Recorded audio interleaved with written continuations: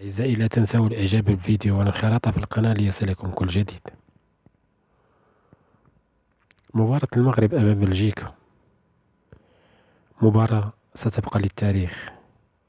هدفين نظيفين كان كافيين لتخرج الجماهير المغربية من طنجة إلى القويرة وتهتف بالفوز التاريخي على بلجيكا.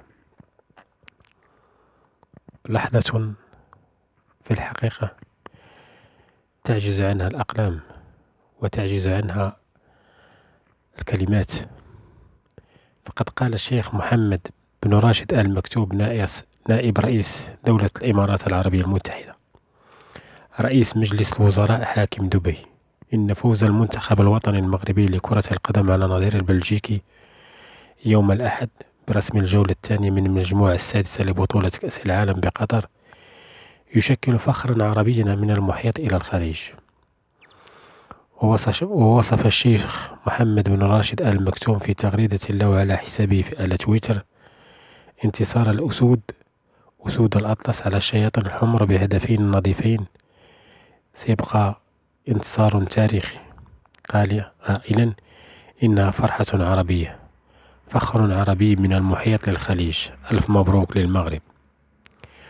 كما احتفل الشيخ تميم بن حمد آل ثاني أمير دولة قطر بفوز أسود الأطلس، حيث ظهر في فيديو وهو يحتفل بالانتصار ويتفاعل مع الجماهير الحاضرة في المباراة من داخل ملعب استاد التمامة بالدوحة. وعبر أمير قطر عن فرحته الكبيرة وهو يبادل التحايا مع لاعبي المنتخب المغربي الذين قدموا مباراة تاريخية أمام المنتخب البلجيكي. كما كتب أمين العام لجامعة الدول العربية أحمد أبو الغيط اليوم الأحد أن المنتخب المغربي لكرة القدم أسعد الجمهور العربي في كل مكان. وغرد الأمين العام للجامعة العربية في حسابه على موقع تويتر: لقد أسعد أداء المنتخب المغربي الجمهور العربي في كل مكان، ونتمنى التوفيق للفرق العربية في المباريات القادمة. وعبر أبو الغيط عن تهانيه للمنتخب المغربي بعد الفوز على بلجيكا بهدفين دون رد برسم الجولة الثانية من مباريات المجموعة السادسة ضمن بطولة كأس العالم المقامة حاليا في قطر. كما احتفلت العديد من الصحف والمواقع العربية بهذا فوز المغرب على بلجيكا برسم مباريات الجولة الثانية للمجموعة السادسة ضمن بطولة كأس العالم المقامة حاليا بقطر، مؤكدة أن أسود الأطلس صنعوا الفرجة وأدخلوا البهجة على قلوب الجمهور العربي.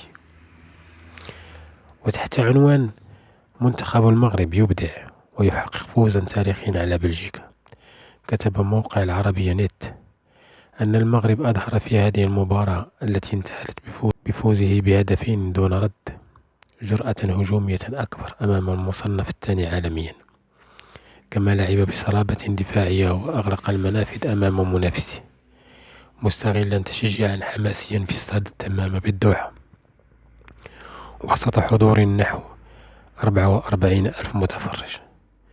وذكر الموقع ذاته أن البديل عبد الحميد الصابري سجل هدفا من ركلة حرة خدعت الحارس تيبو كورتوا، ثم وقع زكريا أبو خلال في الوقت المحتسب بدل الضائع هدفا ثانيا بتسديدة رائعة من مدى قريب بعد مهارة فردية من حكيم زياش.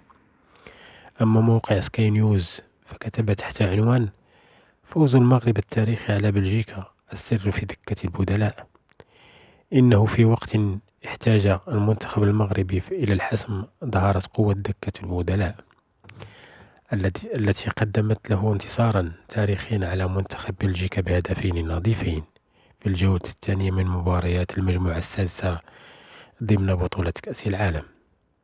وتابع الموقع بأن المغرب تصدر المجموعة بجدارة برصيد 4 نقاط بفارق نقطة عن منتخب بلجيكا الثاني، و3 نقاط عن كرواتيا التي ستختتم الجولة الثانية بالمجموعة بمواجهة منتخب كندا المتديل بلا نقاط.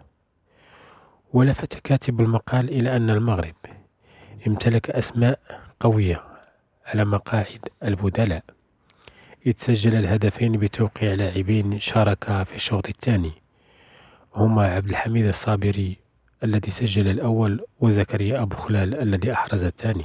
وأشار أن الحارس البديل منير المحمدي كان خارج التشكيل الأساسي، لكن تعرض ياسين بونو حارس إشبيلية الإسباني لإصابة عضلية قبل انطلاق المباراة جعل المحمدي يشترك بصورة مفاجئة ويقدم أداء رائع أثبت قوة وعمق قائمة المدرب وليد الركراكي. أما موقع صحيفة الأهرام فذكر أن المنتخب المغربي ضرب بلجيكا بثنائية وخطف صدارة المجموعة السادسة في كأس العالم 2022، وأكد أن المنتخب المغربي قد قدم مباراة كبيرة خاصة في الشوط الثاني، حيث استطاع أسود الأطلس حسم المباراة بهدفين دون رد. ويضيف المصدر أن المنتخب المغربي وضع قدما في الدور الثمن النهائي بفوزه على بلجيكا ثالث النسخة الأخيرة والمصنفة الثانية عالميا، موضحا أن أسود الأطلس يدينون بهذا الفوز الأول في النسخة الحالية والثالث في تاريخهم إلى البديلين لاعب وسط سامبدوريا الإيطالي عبد الحميد الصابري ومهاجم تولوز الفرنسي زكريا أبو خلال. وخلصت الأهرام إلى أن المغرب رد الدين لبلجيكا بعد 28 عاما على خسارته أمامها في دور المجموعات في مونديال 94 في الولايات المتحدة، وبات قريبا من تكرار إنجازه عام 86 عندما بلغ الدور ثمن النهائي للمرة الأولى والأخيرة في تاريخه، وأصبح أول منتخب عربي إفريقي يحقق ذلك. أما موقع جريدة الشرق الأوسط فكتب إن المغرب بهذا الفوز حقق مفاجأة كبيرة وعزز فرصة في التأهل إلى دور السدس في كأس العالم لكرة القدم لأول مرة منذ 86. يشار إلى أن المنتخب المغربي بصم بتعادله مع نظيره الكرواتي في أول مبارياته وانتصاره على منتخب بلجيكا خلال مونديال قطر 2022 على أفضل انطلاقة في تاريخ مشاركته في بطولة كأس العالم. ويسجل المنتخب المغربي في المونديال المقام حاليا في قطر المشاركة السادسة في تاريخه في بطولات كأس العالم بعدما شارك في نسخ البطولة أعوام 70 86 94 98 و2018. ورغم وقوعه في مجموعة قوية خلال مونديال قطر ضمت إلى جانبهم منتخبات بلجيكا كرواتيا كندا، إلى أن أسود الأطلس تحت قيادة الإطار الوطني وليد الركراكي نجحوا في تأكيد قوتهم داخل المجموعة وباتوا قاب قوسين من بلوغ دور 16، وذلك بعد الانطلاقة المميزة التي حققوها خلال الجولتين الأولى والثانية من دور المجموعات، حيث أصبحوا في حاجة للتعادل فقط في المباراة الأخيرة أمام كندا لحجز مقعد في دور 16. كما انتقل ترتيب المنتخب الوطني المغربي حسب ترتيب الفيفا الخاص بالمنتخبات الوطنية من المرتبة 22 إلى المرتبة 18. وتبعا لذلك فإن المنتخب المغربي يصبح في المرتبة الأولى إفريقيا وعربيا، وذلك بعد احتساب النقاط التي أحرزها في أولى مبارياته في مونديال قطر 2022 برصيد 1605.11 نقطة حسب موقع فوتبول راكينج. وعليه السنغال في الرتبة 19 عالميا والثانية إفريقيا.